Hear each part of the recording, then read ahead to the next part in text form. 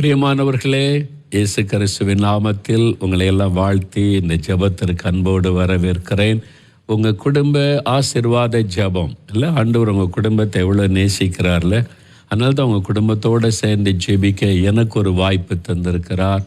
உங்களை சந்திக்கிறது எனக்கு ரொம்ப சந்தோஷம். உங்களுடைய ஃபேமிலியெல்லாம் பார்க்கறது எனக்கு ரொம்ப மகிழ்ச்சி. நான் பார்க்குற சில குடும்பத்தார் சொல்கிறாங்க, திங்கட்கிழமை தோறும் நாங்கள் குடும்பமாக உட்காந்து ஜெபிக்கிறோம், குட்டி பிள்ளைகள்லாம் அழகாக ஜெபிக்கிறாங்க அப்படின்னு அந்த பெற்றோர் சொல்லும்போது ரொம்ப சந்தோஷம். இன்னும் ஸ்கூலுக்கே போகாத சின்ன சின்ன குட்டி பிள்ளைகளை கூட கொண்டு உங்கள் ஜெபத்தில் எங்கள் பிள்ளைங்க பங்கு பெறாங்கன்னு சொல்லுவது ஆண்டவருக்கு அவ்வளோ பெரிய சந்தோஷம். உங்கள் குடும்பம் தான் ஆண்டவருக்கு ரொம்ப பிரியம் தெரியுமா உங்களுக்கு. அவர் தானே உங்கள் குடும்பத்தை ஸ்தாபித்தவர். உங்களுடைய குடும்பத்தின் மேல் ஆண்டவருக்கு ரொம்ப அன்பு உண்டு, அக்கறை உண்டு. நீங்கள் ஒரு சந்தோஷமாக சமாதானமாக பாதுகாப்பாக இருக்கணும், நீங்கள் வேண்டிக் கொள்றதெல்லாம் உங்களுக்கு நிறைவேற்றி தரணும்னு அவர் ரொம்ப அக்கறையாக இருக்கிறார்.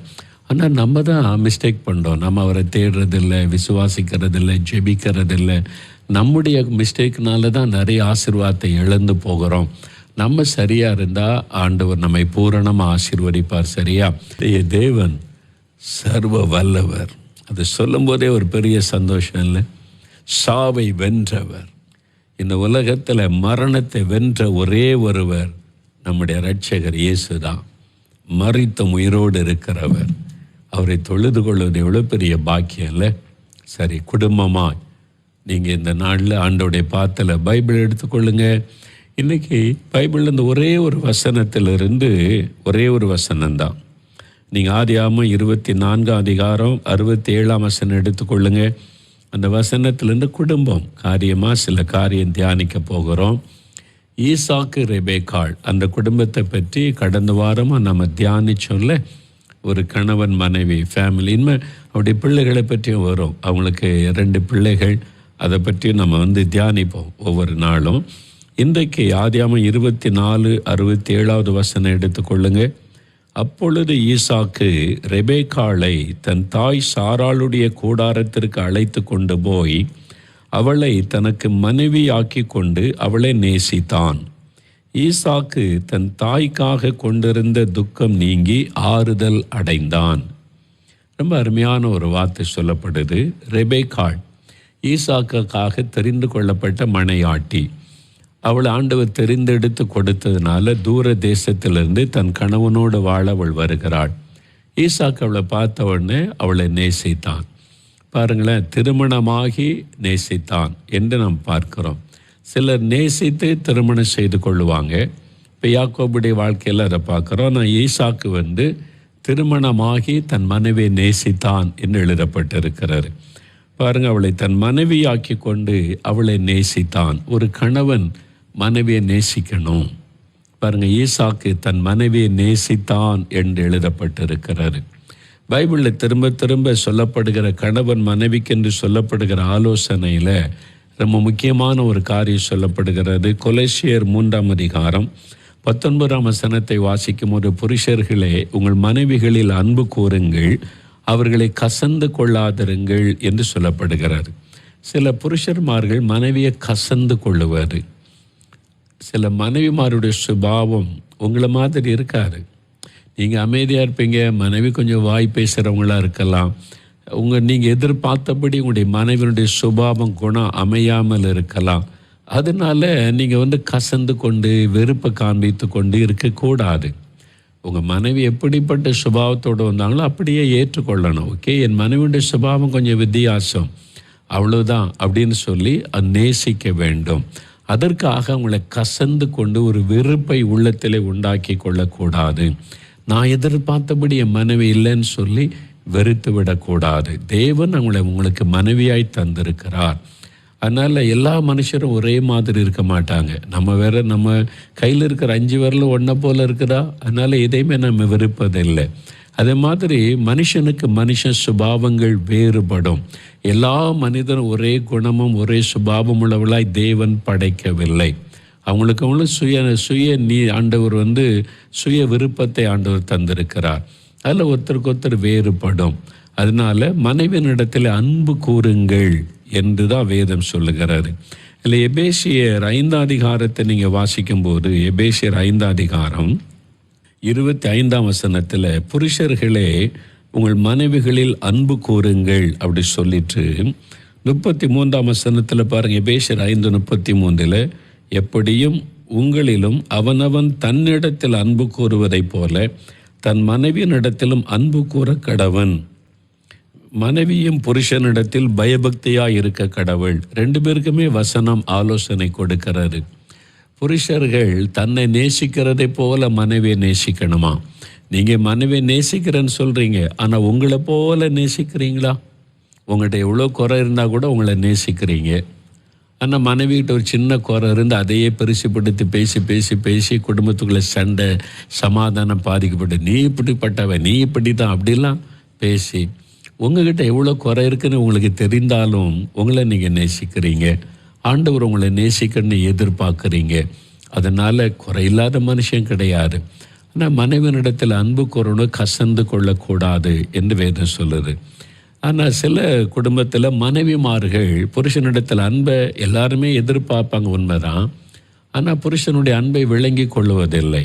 ஒரு நல்ல ஆண்டவருடைய பிள்ளைகள், கணவன் மனைவி, அவங்க நல்ல கர்த்தருக்குள்ளே தான் இருக்கிறாங்க. 1-2 பேர் ஒன்றா தான் சர்ச்சுக்கு போவாங்க, பல காரிய ஊழியெல்லாம் செய்வாங்க.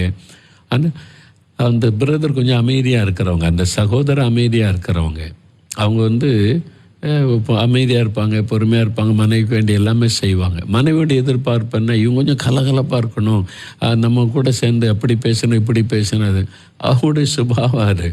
அதனால பாருங்கள், என்னை நேசிக்கலை, என் கணவர் என்னை நேசிக்கிறலை, உணர்வை புரிந்து கொள்ளலை. அந்த பிரதர்கிட்ட, பிரதர் நான் அவளை நேசிக்கிறேன், எனக்கு வேறு யாருக்கு அவளை தான் நேசிக்கிறேன், அவளை தான் எல்லா இடம் கூட்டிகிட்டு போகிறேன், ஒன்று அவள் கேட்குறல நான் வாங்கி கொடுக்குறேன். ஆனால் அவள் எதற்கு பார்க்குறபடி என்னால் இருக்க முடியல. என்னுடைய சுபாவம் இது தான். மனைவியும் அதை புரிந்து கொள்ளணும். உங்கள் கணவர் உங்களை நேசிக்கலைன்னு டக்குன்னு சொல்லிடக்கூடாது. சிலருக்கு அந்த அன்பை நீங்கள் எப்படி வெளிப்படுத்தணும்னு எதிர்பார்க்குறீங்களோ அதை மாதிரி வெளிப்படுத்த தெரியாது. சில கணவன்மாருக்கு நான் மனைவி மேலே இருக்கிற அன்பை எப்படி வெளிப்படுத்தணும்னு நீங்கள் எதிர்பார்க்குறீங்களோ அதே மாதிரி வெளிப்படுத்த தெரியாது. அதனால் உங்களை நேசிக்கலைன்னு அர்த்தம் இல்லை. அவங்கள நேசிக்கிறாங்க, அன்பாக இருக்கிறவங்களுக்கு வேண்டியெல்லாம் வாங்கி கொடுக்குறாங்க. ஆனால் நீங்கள் எதிர்பார்க்கிறபடி அந்த அன்பை வெளிப்படுத்துகிற விதம் ஒவ்வொருத்தருக்கு வித்தியாசப்படும். சிலர் எங்கே போனாலும் ஏதாவது மனைவிக்கு வாங்கிட்டு வருவாங்க. சிலருக்கு அந்த பழக்கம் இருக்காது. அதனால ஒன்றுமே வாங்கிட்டு வரல, வெளியூர் போகிறாங்க ஒன்றுமே கொண்டு வரல அப்படின்றதுனால உங்கள் மேலே அன்பு இல்லைன்னு அர்த்தம் இல்லை. அவங்களுக்கு அந்த பழக்கம் இல்லை சின்ன வயசுல இருந்து. அப்போ ஆனால் புருஷர்கள் கொஞ்சம் காலத்தில் அதை விளைக்கணும். உங்களுடைய மனைவியினுடைய எதிர்பார்ப்பு என்ன, நீங்கள் என்ன செய்தால் அவங்க மேலே அன்பாக இருக்கிறீங்கன்றது அவங்க விளங்கி கொள்ளுவாங்க. அதை நீங்கள் செஞ்சுட்டாக்கி அவங்களுக்கு ஒரு பெரிய சந்தோஷம் வந்துடும். ஆனால் அநேக புருஷன்மார்களுக்கு அன்பை வெளிப்படுத்த தெரியாது, அவ்வளோதான். ஆனால் அவங்கள நேசிக்கிறாங்க. மனைவியும் அதை புரிந்து கொள்ளணும். ஆனால் அவங்களுடைய மனைவியினிடத்தில் நீங்கள் அன்பு கூறணும். அதான் ரொம்ப முக்கியமான ஒரு காரியம். ஆண்டவர் பாருங்கள் சொல்லுகிற மனைவியினிடத்தில் அன்பு கூறணும் என்பதாய் சொல்லப்படுகிறது. இங்கே ஈசாக்கு தன்னுடைய தாயினுடைய கூடாரத்திற்கு அவளை அழைத்து கொண்டு தாய் மேலே ஈசாக்கு ரொம்ப அன்பு வைத்திருந்தான். என்ன தாயும் அவனிடத்தில் அன்பு வைத்திருந்தாங்க. வயதான காலத்தில் பிறந்ததுனால மகன் மேலே அவளுக்கு ரொம்ப பிரியம். ஈசாக்கன் தன் தாயின் மேலே ரொம்ப அன்பாக இருந்தான். இப்போ தாயை நேசித்த அந்த அன்பு இப்போ மனைவிக்கு அந்த அன்பு அதனால தான் புருஷர்கள் விளங்கி கொள்ளணும். எல்லாருமே உங்களுடைய தாயை நேசிப்பீங்க, உங்களுடைய தாய் மேலே ஒரு பெரிய அன்பு பாசம் இருக்கும். ஆனால் மனைவி திருமணமாகி வந்தோடனே நிறைய பேர் அந்த தாய் அன்பை விட்டு விலகாமல் இருப்பாங்க. அதுக்காக தாயை வெறுத்தரணும் ஒதுக்கணும் என்பது அர்த்தம் அல்ல. இப்போது உங்களுடைய முதல் அன்புக்கு பாத்திரவான் உங்களுடைய மனைவி. அப்போ அந்த அன்பு அதிகமாக ஷிஃப்ட் ஆகும், மனைவி மேலே அதிக அன்பு. அதனால் தாயை நேசிக்காமல் இருப்பதில்லை. ஆனால் சில தாயார்மார் அதை புரிந்து கொள்ளுவதில்லை. அவள் வந்த உடனே என் பையன் மாறிட்டான், அவனை மாற்றிட்டா, மந்திரம் போட்டுட்டா, மாற்றிட்டா, இப்போ முன்னால் மாதிரி என்ன நேசிக்கிறதில்ல, என்கிட்ட காசு கொண்டு தர்றதில்லை, என்கிட்ட கேட்குறதில்ல. இப்போ அவங்க தனி குடும்பம்மா, நீங்கள் அதை விளங்கிக் கொள்ளணும். They are separate family. அவங்க 2 பேரும் தான் குடும்பம். அவங்களுக்கு தலைவர் இயேசு. அவங்க 2 பேரும் கன்சல்ட் பண்ணி செய்வாங்க. முன்னால் சம்பளம் வாங்கினா அவங்ககிட்ட கொடுப்பாங்க. இப்போ அவங்க ஃபேமிலி ஆயிட்டாங்கல்ல, அவங்க தான் அதை செலவு பண்ணுவாங்க. நீங்கள் அதை புரிந்து கொள்ளணும். உங்களுக்கு செய்ய வேண்டியதை அவங்க செய்வாங்க. அதனால் முன்னால் மாதிரி இப்போ மகன் இருக்கணும். இது என்ன இருந்தாலும் இது தொப்புள் கூடி உறவு தானே, தாய் மகன் உறவு. அது எப்படி போகும் அப்படின்னு சொல்கிறீங்களா? நிறைய பேர் அப்படி சொல்ல உடனே தொப்புள் கொடி உறவு அதெல்லாம் எப்படி மாறுங்கம்பாங்க. குழந்தை வயிற்றுக்குள்ளே இருக்க வரைக்கும் தான் தொப்புள் கொடி கனெக்ஷன். அப்போ குழந்தை உயிரோடு இருக்கும். குழந்தை பிறந்த உடனே முதலாவது என்ன செய்வாங்க சொல்லுங்கள்? தொப்புள் கொடியை கட் பண்ணிடுவாங்க. தாய்க்கும் அந்த குழந்தைக்கும் கனெக்ஷனை கட் பண்ணாதான் குழந்தை உயிரோடு இருக்கும்.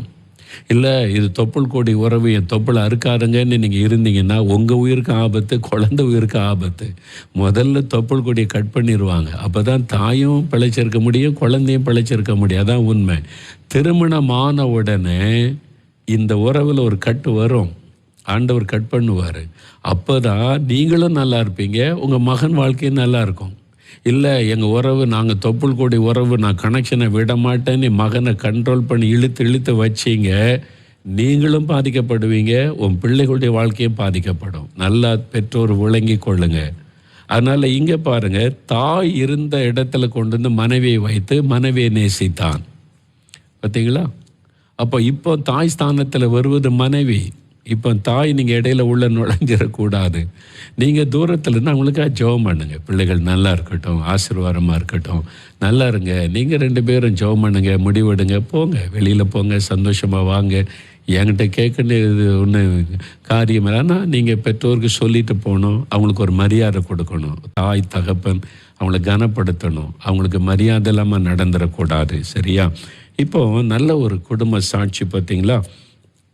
ஈசாக்கு மனைவி நேசித்தார். 2வது இப்போ ரெபேக்காளை பாருங்கள். வசனம் என்ன சொல்லுதுன்னா, ஈசாக்கு தன் தாய்க்காக கொண்டிருந்த துக்கம் நீங்கி ஆறுதல் அடைந்தான். தாய் இறந்ததுனால ஈசாக்குள்ள ஒரு துக்கம். என் அம்மா தான் எல்லாமே மனைவி தாயோடு வாழ்ந்துட்டவன். அவனுக்குள்ள ஒரு துக்கம் இருந்தது. இப்போ ரெபேக்காள் வந்த உடனே தாய்க்காக கொண்டிருந்த துக்கம் நீங்கி ஆறுதல் அடைந்தான். எப்படி அந்த ஆறுதல்? ரெபேக்காள் தாய் ஸ்தானத்துக்கு வந்துட்டா. அந்த ரெபேக்காள் மூலமாக ஈசாக்குக்கு ஒரு ஆறுதல். நீங்கள் சோர்ந்து பாருங்க, நான் இருக்கல, அவங்களுக்கு அம்மா இருந்தாங்க, அவங்கள கவனிச்சிருக்கிறாங்க, அன்பாக வச்சுருந்துருக்கிறாங்க, நான் அவங்கள பார்த்ததில்லை. இப்போ நான் இருக்கிறவங்களுக்கு மனைவிக்கு மனைவியாக, தாய்க்கு தாயாக, தாய் ஸ்தானத்தில் நான் உங்களுக்கு ஆறுதலாக இருக்கிறேன். ரெபேக்காள் நிமித்தம் ஈசாக்குக்கு ஒரு ஆறுதல் வருகிறது. அப்போ ஒரு மனைவி என்பவள் புருஷன்கிட்ட எதிர்பார்த்து கொண்டே இருக்கக்கூடாது. நான் புருஷனுக்கு எப்படி ஆறுதலாக இருக்கலாம், நான் எப்படி புருஷனுக்கு உதவியாக இருக்கலாம்னு சிந்தை தான் மனைவிக்குள்ளே இருக்கணும். நிறைய மனைவிமார், இவர் என்னை புரிஞ்சிக்க மாட்டேங்கிறாரு, எனக்கு அதை செய்ய மாட்டேங்கிறாரு, இதை செய்ய மாட்டேங்கிறாரு, நான் இவரை நம்பித்தானே வந்தேன் அப்படின்னு பெண்கள் வாதாடுவாங்க. நீங்கள் நல்ல பைபிளை கவனிங்க. ஆதியாகமம் 2ஆம் அதிகாரத்தில் ஆண்டவர் மனைவி பெண்களை சிருஷ்டிக்கும் போது என்ன சொன்னார்? ஆதாம் தனிமையாக இருப்பது நல்லதல்ல, அவனுக்கு ஒரு ஏற்ற துணையை உண்டாக்குன்னு ஏவாளை உண்டாக்கினார். அப்போது உங்களுக்காக புருஷன் உண்டாக்கப்படலை, புருஷனுக்காக உண்டாக்கப்பட்டவங்க தான் பெண்கள். ஏன்னா புருஷனுக்கு ஒரு ஆதரவாக இருக்கணும், ஆறுதலாக இருக்கணும், பாதுகாப்பாக இருக்கணும்னு தான் ஏவாளையை உண்டாக்குறார். உங்களுடைய சிருஷ்டிப்பின் நோக்கமே நீங்கள் தான் புருஷனுக்கு ஆறுதல், நீங்கள் தான் புருஷனுக்கு பாதுகாப்பு, நீங்கள் தான் புருஷனுக்கு சந்தோஷம், நீங்கள் தான் அவங்களுக்காக சிருஷ்டிக்கப்பட்டவங்க. நீங்கள் தலைகளாக யோசிக்கிறீங்க, நான் அவரை நம்பித்தான் வந்த. நீங்கள் அவருக்காக தேவன் உருவாக்கினான்னு நீங்கள் விசுவாசித்து அவருக்கு ஆறுதலாக இருங்க. உங்கள் வாழ்க்கை ஆசீர்வாதமாக இருக்கும். உங்கள் கணவரிடத்தில் கிடைக்கக்கூடிய அன்பு கிடைக்கும், அரவணைப்பு கிடைக்கும், ஆசீர்வாதம் கிடைக்கும். நீங்கள் அதை புரிஞ்சிக்காம எனக்கு மனைவின்ற ஒரு இது இல்லை, எனக்கு அப்படி இல்லை இப்படி இல்லைன்னு நீங்கள் உங்களை மட்டும் நினச்சி கொண்டு இருந்தீங்கன்னா, என்னை பற்றி அவர் சிந்திக்கவே மாட்டேங்கிறாரு, என்னை பற்றி யோசிக்க மாட்டேங்க மட்டும் நீங்கள் பேசி கொண்டு இருந்தால் நீங்கள் அன்பை இழந்து போவீங்க. உங்களை குறித்து தேவ திட்டம் என்ன? ஈசாக்கு கிட்ட ஏன் ரெபேக்காளை கொண்டு வருகிறார்? அவன் வாலிப வயசில் தாயை இழந்துட்டான், அவனுக்குள்ள ஒரு காயம் இருக்கிறது. ஆனால் இந்த ரெபேக்காள் இவனுக்கு ஒரு ஆறுதல் ஆசீர்வாதமாக இருக்கணும், அதுக்கு தான் கர்த்தர் ரெபேக்காளை கொண்டு வருகிறார். அதனால தான் மனைவியை கண்டடைகிறவன் நன்மையை கண்டடைகிறான்னு பைபிளில் இருக்குது. மனைவி தான் புருஷனுக்கு நன்மையை கொண்டு வருகிற. உங்களுடைய பொறுப்பு ரொம்ப விசேஷம், முக்கியமானது. தேவன் உங்களை சிருஷ்டித்த நோக்கமே ஸ்பெஷலானது என்பதை பெண்கள் விளங்கி கொள்ளணும். அதனால் அவருக்காகத்தான் என்ன கர்த்தர் கொண்டு வந்திருக்கிறார். நான் தான் அவருக்கு ஆசீர்வாதமாக இருக்கணும், நான் தான் அவருக்கு ஆறுதலாக இருக்கணும், நான் தான் அவருக்கு உதவியாக இருக்கணும்னு பெண்கள் நினச்சிட்டாலே அந்த குடும்பத்தில் ஆசீர்வாதம் வந்துடும். ரெபேக்காள் இந்த பக்கம் தாயாக மாறிவிட்டாள். ஒரு பக்கம் மனைவி, இன்னொரு பக்கம் தாய். அதனால ஈசாக்குக்கு ஒரு பெரிய ஆறுதல், சந்தோஷம். இன்றைக்கி நிறைய ஆண்கள் வேலை முடிச்சுட்டு வீட்டுக்கு போகவே விருப்பம் இல்லை, மனைவி எப்போ பார்த்தாலும் கச்சா மச்சான்னு சண்டை போட்டுக்கிட்டு முறுமுறுத்துக்கிட்டு ஒரு நிம்மதியே இல்லைன்னு சொல்லி சில பெண்கள் அப்படி சொல்கிறாங்க. இந்த வீடாது நரகமாக இருக்கு, அப்படி இருக்கக்கூடாது. அப்போது ஒரு மனைவி எனக்கு என்னை நேசிக்கிற, என்னை புரிந்து கொண்ட, எனக்கு ஆதரவாக இருக்கிற ஒரு மனைவி எனக்கு வீட்டில் இருக்கான்னு ஆவலோட புருஷன் வரணும். நான் எங்கே காயப்பட்டால் என் மனைவி மூலமாக எனக்கு ஒரு ஆறுதல் கிடைக்கும், ஒரு ஆசீர்வாதம் கிடைக்குன்னு நினைக்கிறேன். மனைவி புருஷன் தான் எனக்கு ஆறுதலாக இருக்கணும், எனக்கு நன்மை செய்யணும்னு எதிர்பார்க்கக்கூடாது. நீங்கள் புருஷனுக்கு ஆறுதல் ஆசீர்வாதமாக இருக்க ஒப்பு கொடுத்தீங்கன்னா மனைவி கணவனுடைய அன்பு உங்களுக்கு கிடைக்கும், அரவணைப்பு கிடைக்கும், ஆசீர்வாதம் கிடைக்கும். அதனால் பெண்கள் தான் முக்கியமான பங்கு வகிக்கிறவங்க குடும்பத்தில். அதனால தான் வேதம் சொல்லுகிறது, புத்தி உள்ள ஸ்திரீ தன் வீட்டை கட்டுகிறாள். அந்த பொறுப்பு உங்கள்கிட்ட இருக்கு. ரெபேக்காளை நினைத்து கொள்ளுங்க. அவள் ஈசாக்குக்கு ஆறுதலாக இருந்தாள்.